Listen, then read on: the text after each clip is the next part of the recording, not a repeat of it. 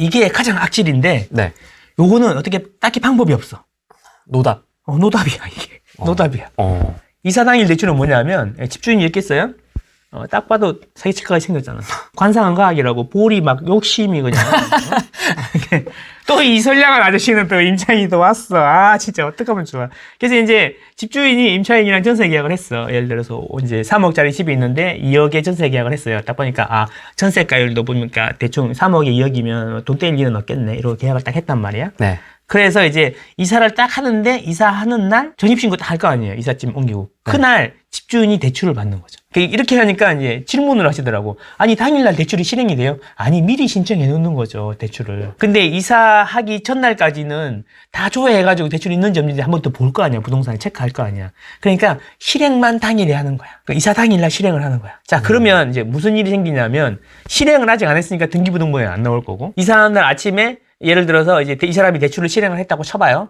했다고 치고 임차인 같은 경우에는 이제 짐 옮기고 나서 바로 전입신고하러 가겠죠. 자 그러면 문제는 뭐냐면 이게 선순인지 후순인지를 따진단 말이에요. 그러면 내 보증금이 먼저냐 대출이 먼저냐 이건데 참 안타깝게도 대출은 등기를 신청하는 그 시간으로 당일이죠. 이사 당일로 되는데 전입신고는 언제 신청하든 간에 이 길날 00시에 발효가 되는 거예요. 그렇죠. 그러니까 항상 대출보다 당일날 대출을 받게 되면 항상 대출보다 내 보증금이 후순위로 간다는 거죠. 그래서 경매가 넘어가면은 내 보증금을 먼저 받는 게 아니라 대출금을 먼저 상계하고 남은 돈을 내가 받는 거죠. 예를 들면 이 사람은 3억짜리 2억을 전세 계약을 했잖아요. 근데 이사 집주인도 3억짜리 집을 2억을 대출을 받았다는 얘기. 그래서 이제 대출이 먼저 2억이 들어가고 내 보증금이 2억이 뒤에 들어가는 거죠. 집값은 얼마예요? 집값은 3억인데 2억 8천. 일단 1억이 날라가. 일단 자동 깎여. 자동 깎이는데 전세 낙찰가율이 보통 100%가 안 돼. 뭐 90%다. 네, 그럼 뭐 90%. 2억 7천이다. 3천 날라. 3천 날라가. 그럼 1억 3천이 날라가는 거죠. 이게 되게 악질인데 이 딱히 방법이 없어 이게. 등기제도가 좀 문제가 많은데요? 그래서 이거를 이제 바꾼다고는 하는데, 아직까지 이게 흔하지 않은 케이스긴 하지만, 아직까지 이게 안 바뀌고 있다는 거죠. 근데 이제 요것도 좀 이게 은행에서 보통 당일날 나오거든요? 당일날 나와서 확인한단 말이야, 실행하기 전에. 그치? 근데 확인 안 하는 데도 있단 말이죠. 그게 문제죠. 지방의 중소형 은행 이런 데는, 금고 이런 데는 서울에 물건이 있으면 확인 안 하기도 하거든요? 은행에서 확인하러 나오는데 막 이사하고 있고 그래. 그럼 이상하잖아. 그럼 실행하기 전에, 무슨 일이죠? 확인을 하겠죠. 그죠? 그래서 내 이야기는 가능하면 빨리 이사해라. 아침에 일찍 이사해라. 9시쯤에. 은행 직원들은 딱 출근하고 나서 올 거 아니야. 근데 어차피 등기 우선순위는 둘 다 당일이면. 근데 은행 직원이 나왔는데 또 이러고 있으면 좀 이상하잖아. 그 물은 물 거 아니에요. 그래서 지금은 이제 요거를 어떻게 해야 될 것 같냐 하면 저는 이런 거죠. 그 임대차 계약을 하고 임대차 계약을 신고를 하잖아요, 이제. 그 뭐 신고한 정보를 은행이랑 공유해야 되는 거죠. 그러니까 임대차 계약을 하고 입주하기 전에 신고를 대부분 하잖아요. 그러니까 은행에서 이걸 할 때 임대차 계약 신고된 게 있는지를 조회할 수 있게 전산을 열어줘야 되는 거. 그렇게 보호를 바꿔야 되지 않나. 리얼타임으로. 그렇지. 그러면은 이제 은행에서 이게 무슨 일인가 이야기하겠죠. 물론 은행들은 선순위로 들어가기 때문에 잃는 건 없지. 잃는 건 없지만 이제 정부에서 이렇게 무조건 확인하게 한다든가 이렇게 바꿔야 되는 거죠. 그런 경우에 집주인한테 페널티도 세게 주고 이렇게 해야 되는 거죠. 그래서 그쪽으로 법을 바꿔야 되지 않을까. 전입신고 이거는 왜 이길날 00시에 발효되는지는 모르겠으나 왜 그랬지? 왜 안 바꾸는 건지 모르겠어. 이유가 있겠죠. 저도 그 중개사 공부하다 보면 이게 내용이 나오잖아요. 날짜 순서 맞추는 거 있잖아요. 순서 맞추는 거. 그 나올 때 이제 이걸 보면서도 참 이상하다. 허점이 너무 많다, 이게. 그러니까. 왜 안 바꾸는지 잘 모르겠어요, 등기법을. 이걸 조금 더 어렵게 얘기 한번 해볼까요? 네. 자, 이렇게 등기라는 게 있죠. 등기. 뭔가 자기의 권리를 서류상으로 등기를 해야지 권리를 보호받을 수 있는 거 인정을 해주는 게 이게 등기잖아요. 공시 의무잖아요. 그래서 공시를 해야 되는데 내가 여기에 야 돈 빌려줬어. 니네들 이거 다 내가 돈 빌려준 거 감안해서 이렇게 거래하거나 이런 거 대출받아라고 미리 공시를 해야 되는데 그 공시를 하는 게 부동산 등기부 등본에 기재를 하는 거잖아요. 그렇죠? 그래야 효율이 발생하는 거잖아요. 그래서 은행에 대출 받으면 은행이 나 이거 대출 2억 해줬다 그러고 딱 등기를 딱 해버리잖아요. 그래서 다른 사람들이 그거를 이제 등기를 해놨으니까 의무가 또 생기는 거야. 내가 뭔가를 해야 되면 이걸 꼭 떼봐서 확인해야 될 의무가 생기는 거야. 확인 안 하면 네 잘못입니까? 그래서 확인을 다 하는 거잖아요. 근데 등기를 안 해도 그 효력이 발생하는 게 있어요. 그게 임차권이고 그리고 뭐 유치권 이런 거잖아요. 그게 뭔 소리냐면 등기라는 거는 공시라는 거를 하기 위해 등기를 하는 건데 누가 봐도 인정할 만한 거는 공시를 안 해도 등기를 안 해도 되는 거야. 찾아갔는데 사람이 살고 있어, 임차인이. 그럼 누가 봐도 이건 사람이 살고 있잖아. 그러면 그래서 임차권이 성립한다. 등기를 꼭 안 해도, 등기부등본에 기재를 안 해도 성립한다고 봐주는 거죠. 대신에 짐도 넣어놓고 진짜 살아야 돼. 뭐 사냐 안 사냐는 두 가지예요. 키를 갖고 있어? 짐도 넣었어? 이게 이제 두 가지가 되는 거죠. 그 두 가지를 꼭 해야 된다. 그러면 이런 거 실효적으로 아침에 내가 일찍 갔으면 아침에 일찍 가서 9시에 짐을 넣고 키를 받았어. 그러면 이제 임차권은 실효적으로는 그 순간부터 발효가 되는 거잖아. 그러면은 이 대출보다 앞서는 거거든, 사실은. 그렇죠. 이게 이렇게 소송을 세게 한번 걸어볼 필요가 있어. 그렇잖아. 실효적으로 내가 이미 키를 언제 받았고 짐을 넣었잖아. 그러면 내가 아침 9시에 했고 등기는 나중에 3시에 됐으니까 내가 먼저 아니냐? 이렇게 할 수도 있는 거지. 근데 이제 판례가 이러니까 다 이렇게 생각하고만 있는데 이런 생각을 좀 해봤어요. 어쨌든 제가 보기에는 임대차 계약도 무조건 신고를 하게 돼 있기 때문에 그 신고하는 정보를 실시간으로 은행이 공유할 수 있고 은행에서 그거를 조회해야 될 의무 같은 거를 지게 하면 이런 건 없어질 건데 법을 왜 안 바꾸는지 모르겠다. 그럼 이러면 채팅에 또 이런 거 나와요. 망고쌤을 국회 안 가요. 저는 그런 거 없어요. 자문자답하시는 거예요? 이사 하루 전날 주소 이전하면 어떤가요? 전입신고를 하루 전부터 받아줄 수 있게. 예. 뭐 이 이야기도 많이 나옵니다. 그런 것도 많이 나옵니다. 미리 하시면 되죠. 맞아요. 미리 하시면 되는데, 미리 하시면 물어봐요. 이 옆에 지금 살고 있는 사람이 전입신고 아직 안 뺀 사람이 있는데 그 사람이랑 어떤 관계냐, 이런 걸 물어보긴 하죠. 그래서 이제, 동사무소에서 이러면서 바라볼 수는 있죠. 사람이 살고 있는데 사람이 살고 있는데 전입신고를 한다니까. 사인 가족이 살고 있는데 사인 가족이 전입신고를 한다니까. 맞아요. 이상하게 생각할 수는 있죠. 맞아요. 예, 그것도 방법입니다. 미리 해주시는 것도 되는데, 근데 문제는 이게 실효적으로 지배했냐, 이것처럼 독도처럼 실효적으로 니는 전입신고만 했지, 실효적으로 짐도 넣고 키도 받았냐라고 하면은 나중에 이제 다투면은 그게 안 돼요. 성립 요건이 안 되는 거죠. 내가 아까 말씀했다시피 누가 봐도 짐도 넣고 키도 갖고 있다는 그 확신을 가질 수 있게 해줘야 되는데 나는 짐도 안 넣었고 전입신고도 미리 했지만 짐도 안 넣었고 키도 안 받았으니까 나중에 다툼이 생기면 은행한테 지죠. 그래서 이건 안 됩니다. 이제 이것도 나쁜 놈들이. 봐봐. 또 이 아저씨 또 하는 이 아저씨. 관상과. 임차인 1이 있고요. 전세 계약을 해요. 네. 돈은 이제 전세 계약하고 동시에 2, 3하고도 똑같이 계약을 하는 거야. 2하고도 3억. 임차인 1하고도 3억에 계약하고 2하고도 3억에 계약하고 3하고도 3억에 계약하는 거죠. 동시에 세 개를 쫙 계약을 하는 거죠. 이거 제주도 좋다. 어떻게 이렇게 하지? 그래서 어떻게 하냐면, 근데 이제 내가 전세 계약을 했는데 사실 다른 사람이 전세 계약을 했는지 안 했는지 내가 알 수가 없잖아. 네. 그쵸. 그런 걸 악용하는 거죠. 이런 거는 특징이 있어요. 이런 거는 특징이 주인이 다이렉트로 계약하자 그러는 경우 있어요. 중개사를 끼면 안 끼고 중개인들끼리는 네트워크가 있으니까 이야기하잖아. 그 전세 나갔는데 네가 또 전세 계약 써? 그럴 거 아니에요.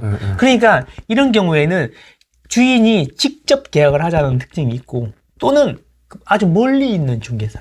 타지. 그렇지. 약간 좀 외진. 그렇지. 그런 사람이 계약하자는 거 있고, 이제 그런 게 있겠죠. 그리고 이제 또 특징이 하나 더 있는 게, 세 번째 특징은 뭐냐면, 전세가. 20, 30%씩 싸. 동시에 이럴 거는 동시에 계약이기 때문에 되게 싸게 해야지. 그럼 이런 거잖아. 시세가 4억인데 전세가 2억에 나왔어. 여보야, 좀 이상한데?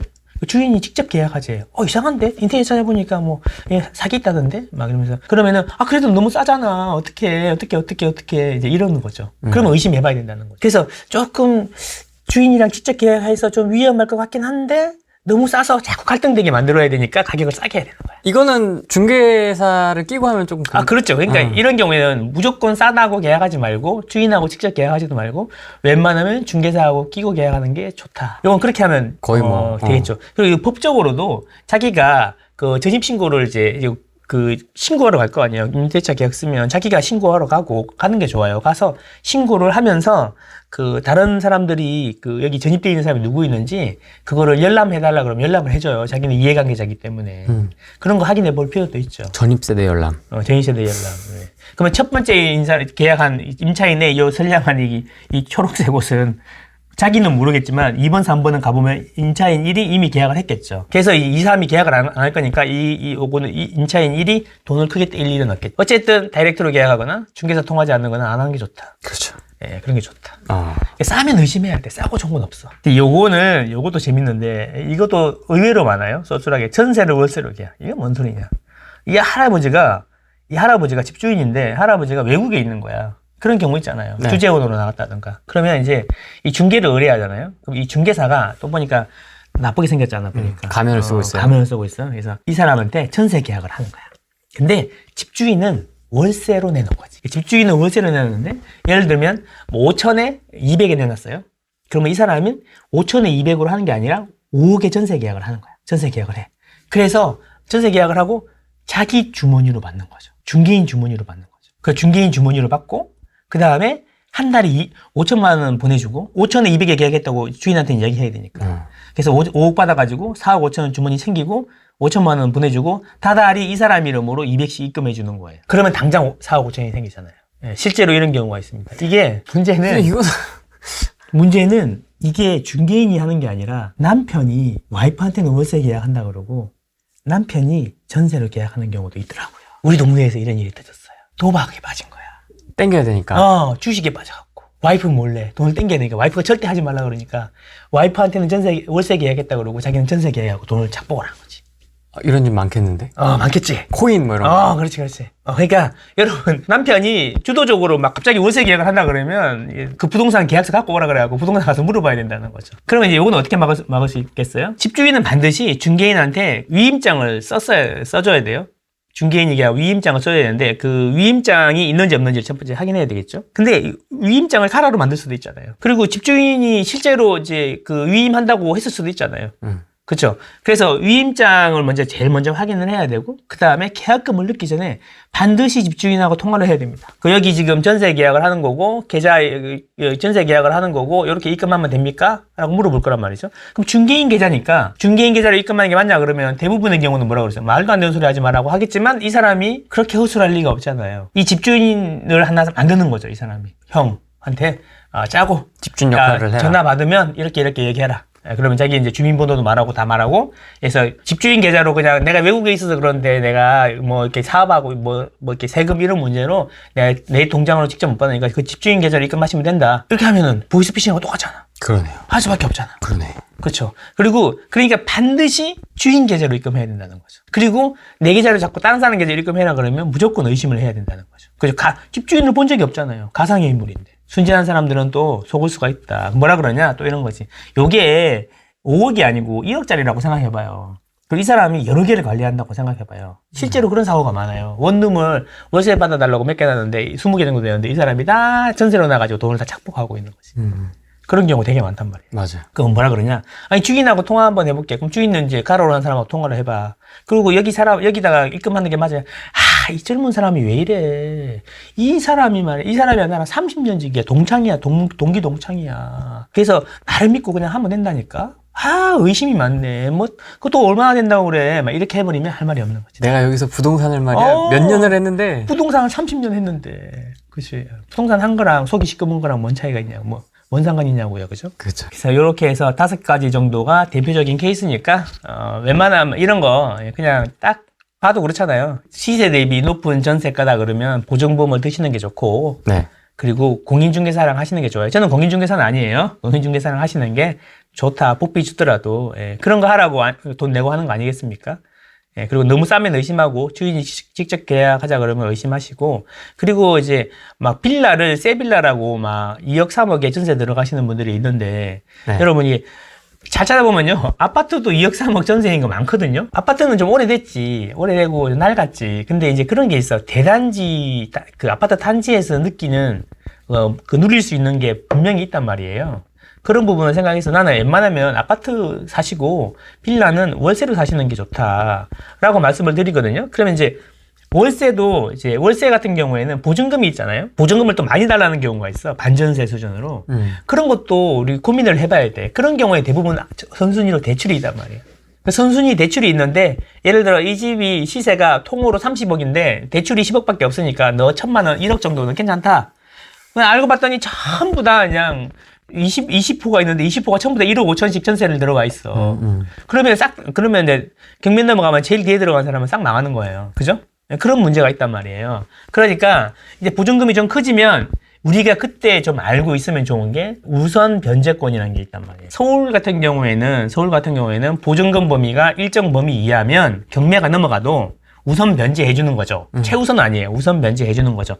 근데 그 금액의 범위를 일단 알고 그 이하로 들어가야 된다는 거죠. 이거를 어떻게 알 수 있냐면은 이게 하도 그러니까 법원에서 그걸 올려놨어요. 올려놨는데 한번 볼게요. 자, 네. 이게 얼마인지 다 잊어버렸네요, 이제.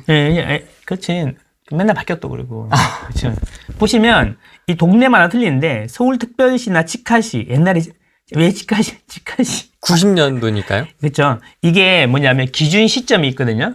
90년 2월 19일부터 여기 밑에 있는 거 95년 10월 19일 이전까지는 요 기준을 따라간다는 거예요. 이게 왜 중요하냐면 여러분이 임대차 계약할 당시 기준 당시의 이 금액이 아니에요. 내가 예를 들어 91년 2월 19일에 있어요. 그러면 요거하고 요거 사이에 있잖아요. 네. 그러면 서울이었는데 내가 1,000만 원에 계약했다. 그죠? 그러면은 1,000만 원에 계약했다 그러면은 요 기준으로 보는 건데 내가 2008년 8월 21일에 했어요. 그러면 서울 같은 경우에는 6,000만 원이잖아요. 네. 요때 5,000만 원으로 계약하면 보호를 받아야 안 받아요? 받죠. 받는데 이 집의 건저당이 1995년이에요. 그러면 1995년으로 따라가는 거예요. 이게 키포인트야. 이게 첫 번째 키포인트. 나의 전세 계약 일자가 아니라 그 집에 제일 먼저 달려있는 건저당 기준이에요. 건저당이 언제 잡혔느냐를 이거 기준으로 봐야 된다는 거죠. 이게 이번에 미추홀고 같은 경우에도 8,000만 원까지 보호가 되는 거였는데 건저당 기준으로 8,000만 원까지 보호가 되는 거였는데 처음에 7,200에 들어갔다가 갱신하면서 9,000원을 올려준 거야. 그럼 9,000원을 올려줬단 말이에요.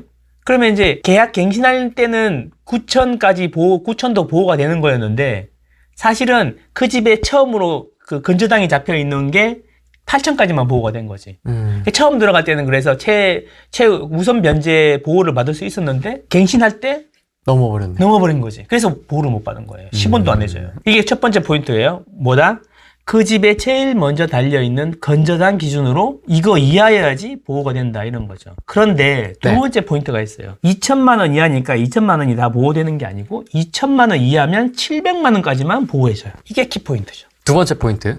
그렇죠. 이 두 가지를 알아야겠다. 그리고 또 중요한 게 하나 더 있는데 경매 개시되기 전에 전입신고 확정일자를 받아야 됩니다. 되게 중요하죠. 네, 이게 되게 중요하죠. 네. 알죠? 이게 지금 약간 잊어버렸던 아련한 추억들이 이렇게 그렇지. 퍼즐처럼 맞춰지는. 본인 집이 경매 넘어가가지고 부동산 가지게 됐다고, 그죠? 맞습니다. 그래서 그러면 요 세 가지를 다 해가지고 일단 무조건 월세 들어가기 전에 경매 진행 중인지 아닌지 알아야겠지. 그리고 계약하자마자, 입주하자마자 바로 전입신고까지 해야겠지. 전입신고 바로 해야 되고. 네. 자, 그러면 보호가 되는데, 그러면 건저당 기준으로 해서 2,000만 원 미만이면, 이하면 700만 원까지 해준다라는 거잖아요. 그러면 어떻게 하면 되냐면, 보증금을 700만 원 이상 하면 안 되는 거야. 700만 원까지 이하면 100% 보장을 받는다는 거죠. 700만 원 이하면은 100% 보장을 해준다는 거예요. 이걸 최신 날짜로 좀 설명해 주시면 좋을 것 같아요. 너무 지금 현실성이 떨어질 것 같아서. 그러니까 이제 최근 걸로. 금액이 너무 크니까. 그래서 지금 보면 일단, 자, 2023년 2월 22일에 개정이 됐어요. 네. 그래서 이유는 서울은 1억 6,500만 원 이하가 보장이 되는데 5,500만 원까지 보장이 되는 거예요. 경매가 넘어가도 다른 것보다 먼저 해준다는 겁니다. 자, 그러면 제가 이야기하는 거는 보증금이 가능하면 5,500만 원 이하로 하는 게 좋다는 거죠, 서울은. 그래야 100% 받는다는 거죠. 자, 근데 또 이걸 또 100% 받는다고 하면은 100% 받는 줄 아는데 사실은 100% 받을 확률이 매우 높다는 거고, 이제 이것도 뭐냐면 받은 금액 있잖아요. 낙찰한 금액에 2분의 1 범위 내에서 논하가지는 거예요. 2분의 1 범위 내에서 논하가지는 거니까 이렇게 되면은 100% 받는다고는 못하지만 거의 보장이 될 확률이 높다 이렇게 보시는 게 맞아요. 그러니까 제가 드리는 말씀은 건저당 기준으로 이 날짜를 다 잘 봐서 보증금을 이 뒤에 있는 금액보다 작게 하는 게 키다 이런 겁니다. 1억 3천이라고 이하는 보장받아요 하지만 1억 3천 해주는 게 아니라 4,300만 원까지만 해주니까 요거 이하로 하는 게 키다 이런 겁니다. 4,300만 원까지는 다 되고 5천만 원 되면 700만 원 날아가는 거죠. 다 남들 다 빚잔치 끝나고 그래도 돈이 남으면 그때 700을 받아야 되니까 빚잔치 해서 돌아올 리가 별로 없잖아요. 그죠? 하락장에서는. 그렇죠. 네, 그런 겁니다. 중요한 거는 내가 2023년, 예를 들어 오늘 내가 전세 계약하고 월세 계약을 한다. 전세 보증금도 요거 이하로 하면 되는 거예요. 요거 이하로 하면 보장을 받는 겁니다. 어쨌든 월세는 빼고 무조건 보증금 기준이에요. 뭐 5천에 500이다. 그러면 500은 빼고 무조건 5천만 원 기준으로 하는 거예요. 네. 네, 그런 거예요. 그러면 이제 내가 들어간다 그러면은 그 집 등기부등본을 떼서 등기부등본에 등기가 건저당이 제일 먼저 들어간 날짜 기준으로 해서 요걸 다 확인한 다음에 요거 이하로 하시면 된다라는 겁니다. 거의 90% 맞다 이런 이야기입니다. 이런 걸 알면 좋은데, 그래서 이제 청년들이 전세 계약이나 월세 계약을 할 때 네. 이 후랭이 TV에 전세 사기 이거 유형별로 대처법 이 영상을 계속 이해될 때까지 돌려보고 댓글에 질문 달고 해서 하면 되는 거 아니야, 그치? 근데 지금 채팅창을 보니까 묻힐 것 같습니다. 묻힌 것 같지? 왜냐하면 이분들 투자자들이 많아서 이분들은 관심이 없어. 관심이 없어. 질문이 그래서 내년까지 안 좋을 거라는 말씀을 하시는 건가요? 이런 것만 달리니까 지금.